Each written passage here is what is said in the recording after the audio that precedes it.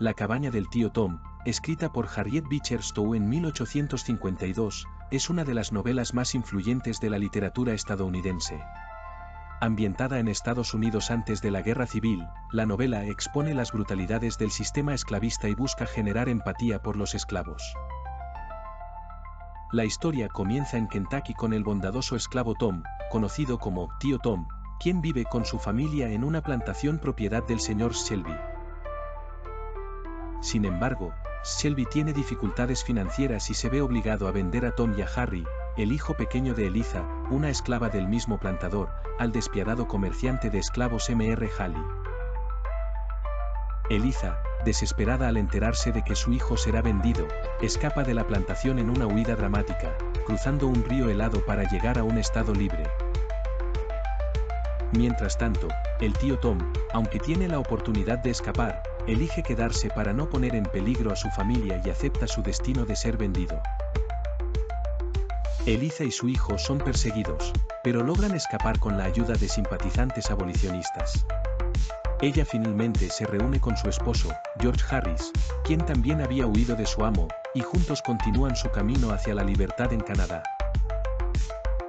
Tom es vendido al señor Augustine St. Clare, un hombre rico y compasivo de Nueva Orleans. St. Clare compra a Tom para su hija pequeña, Eva, que establece una profunda amistad con él. Eva es un personaje angelical, llena de amor por todos, incluidos los esclavos. A lo largo de su vida, trata de influir en su padre para que libere a Tom y otros esclavos. Sin embargo, las tragedias golpean la vida de los St. Clare. Eva enferma gravemente y muere, lo que destroza a su padre. St. Clare, en su duelo, promete liberar a Tom, pero antes de que pueda cumplir su promesa, también muere en un accidente. La esposa de St. Clare, la cruel y egoísta Marie, se deshace de los esclavos, vendiendo a Tom a Simon Legree, un brutal y sádico dueño de una plantación. En la plantación de Legree, Tom enfrenta las peores crueldades del sistema esclavista. Legree es un hombre cruel que disfruta humillando y maltratando a sus esclavos. Tom se mantiene firme en su fe cristiana, a pesar del sufrimiento. Legree, al notar la fuerza espiritual de Tom, se obsesiona con quebrarlo. Tom se convierte en un apoyo moral para los demás esclavos en la plantación, particularmente para Cassie, una mujer esclava que también ha sufrido mucho bajo el yugo de Legree. Cassie planea escapar y, aunque Tom no quiere unirse a ella, la ayuda a tener éxito en su huida. Finalmente, Tom es brutalmente golpeado por los capataces de Legree cuando se niega a revelar la ubicación de Cassie y otra esclava que han escapado. Esta paliza lo deja al borde de la muerte. Mientras Tom está muriendo, el hijo del señor Shelby, George Shelby, llega para comprar su libertad, pero llega demasiado tarde. Tom perdona a sus verdugos antes de morir, mostrando una compasión que refleja su profunda fe.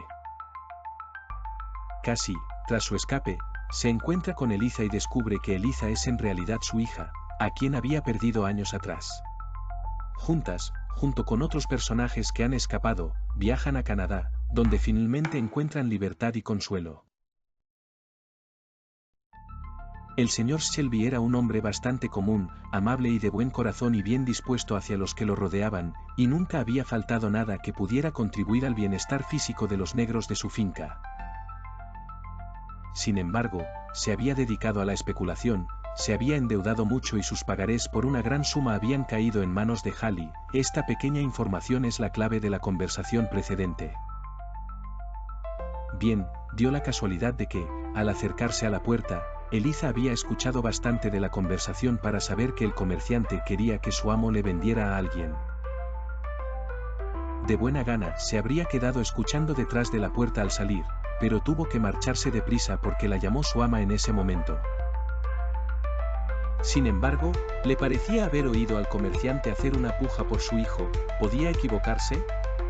Se le encogió el corazón y comenzó a latir deprisa, y sin querer apretaba tanto al niño que éste le miró atónito a la cara. «Eliza, muchacha, ¿qué te pasa hoy?», preguntó su ama, después de que ésta le volcara la jarra del lavabo, derribara el bastidor y le ofreciera distraída un camisón largo en lugar del vestido de seda que le había pedido que le trajera del armario. Eliza dio un respingo. «Oh, señora», dijo, alzando los ojos, y rompiendo a llorar, se sentó en una silla y se puso a sollozar. «Eliza, hija, ¿qué te ocurre?», preguntó su ama. «Oh, señora, señora», dijo Eliza. Había un tratante hablando con el amo en el salón. «Lo he oído». «Bueno, tonta, ¿y qué?». «Oh, señora, usted cree que el amo vendería a mi Harry», y la pobre criatura se lanzó a una silla y se puso a sollozar convulsivamente. «¿Venderlo? ¿Qué va, tontita? Sabes que el amo no hace negocios con esos tratantes sureños y que nunca querrá vender a ninguno de sus criados, siempre que se porten bien». «Vamos, tonta, ¿quién crees que querrá comprar a tu Harry? ¿Crees que todo el mundo lo quiere como tú, gansita? Venga, anímate y abróchame el vestido. Vamos, arréglame el pelo con esa trenza bonita que aprendiste el otro día, y deja de escuchar detrás de las puertas». «Señora, usted nunca permitiría tonterías, niña». «Por supuesto que no.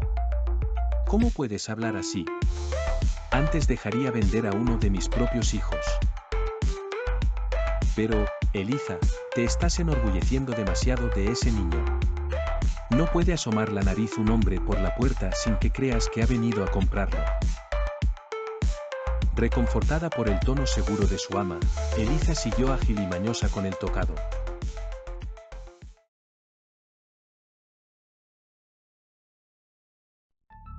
Marido y padre. Las señoras Shelby se había marchado de visita y Eliza se hallaba en el porche mirando acongojada el carruaje que se alejaba, cuando sintió una mano en el hombro. Se giró y una alegre sonrisa iluminó sus bellos ojos. «George, ¿eres tú?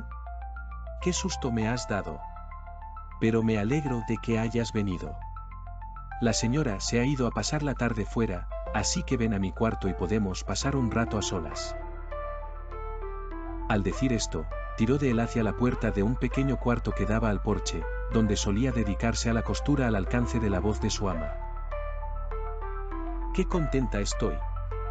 ¿Por qué no sonríes? Mira a Harry, qué grande se está haciendo el niño». Miró vergonzoso a su padre a través de los rizos, cogido de la falda de su madre.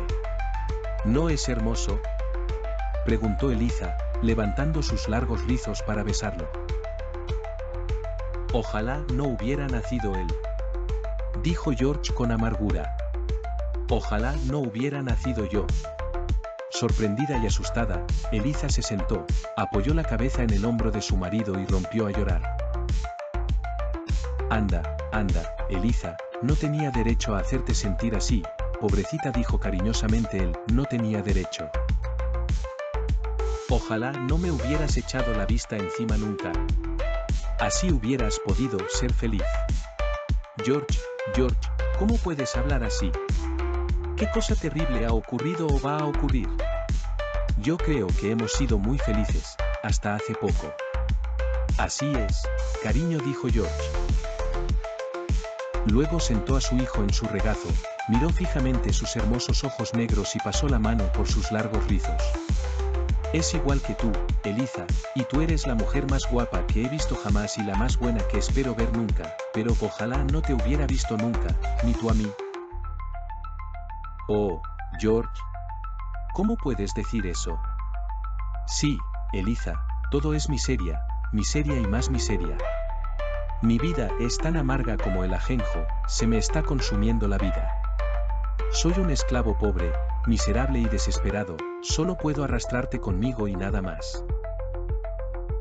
¿Para qué sirve que intentemos hacer algo, saber algo o ser algo en la vida? ¿Para qué sirve vivir? Ojalá estuviera muerto». «Vamos, George, eso es malo de verdad. Sé cómo te sientes por haber perdido tu puesto en la fábrica y es verdad que tienes un amo duro, pero ten paciencia, por favor, y quizás algo». «¿Paciencia?», dijo él, interrumpiéndola. ¿Acaso no he tenido paciencia? ¿Dije algo cuando fue a arrancarme del lugar donde todos me trataban con amabilidad? Le había dado cada centavo de mis ganancias, y todos decían que trabajaba bien. Es terrible, lo reconozco.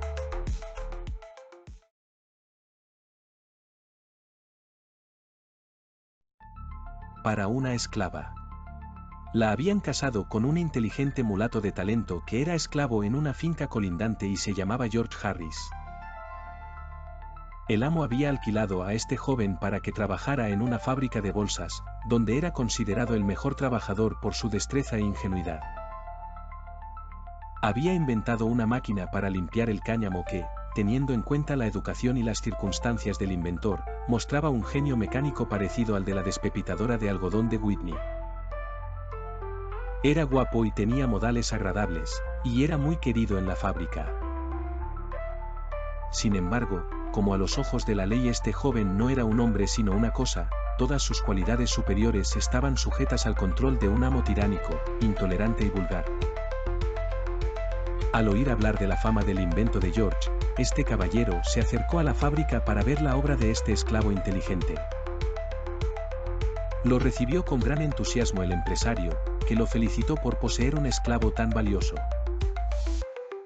Le acompañó a ver la fábrica, donde, al mostrarle la máquina, George, animado, hablaba tan fluidamente y tenía un aspecto tan bello y viril, allí erguido, que su amo comenzó a tener una desagradable sensación de inferioridad.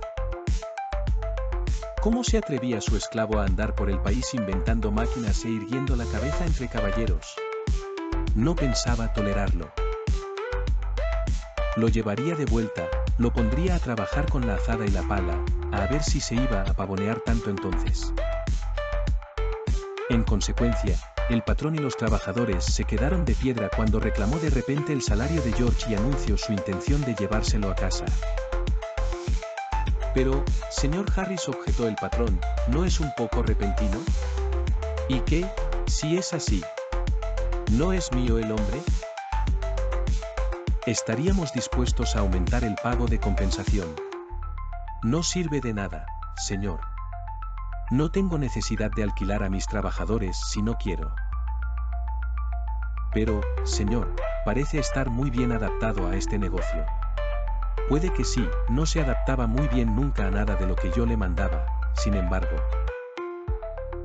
Pero dese cuenta de que ha inventado esta máquina, interrumpió uno de los obreros, algo inoportuno. Oh, sí.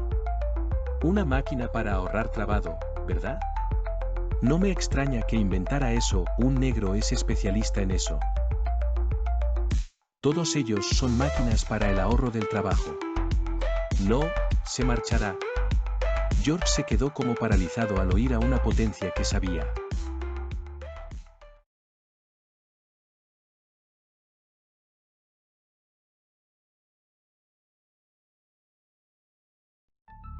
La señora Shelby era una dama de clase alta, hablando tanto intelectual como moralmente.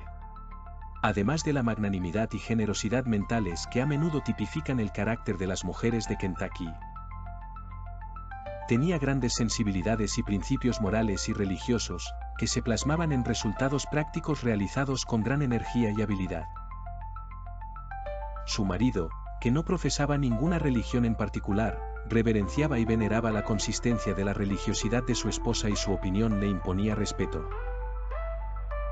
Era verdad que le daba carta blanca en todos sus esfuerzos benévolos para el confort, instrucción y mejora de sus criados, aunque él personalmente no intervenía en ello.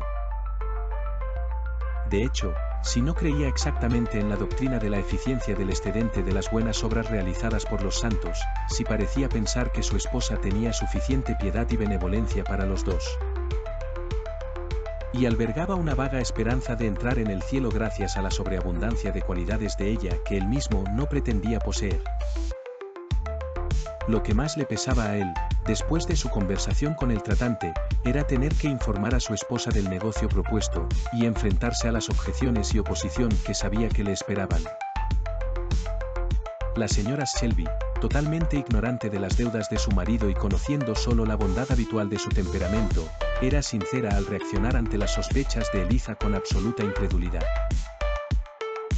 De hecho, había descartado la idea sin pensarlo 2 veces, y, ocupada como estaba con los preparativos de una visita por la tarde, se le fue totalmente de la mente.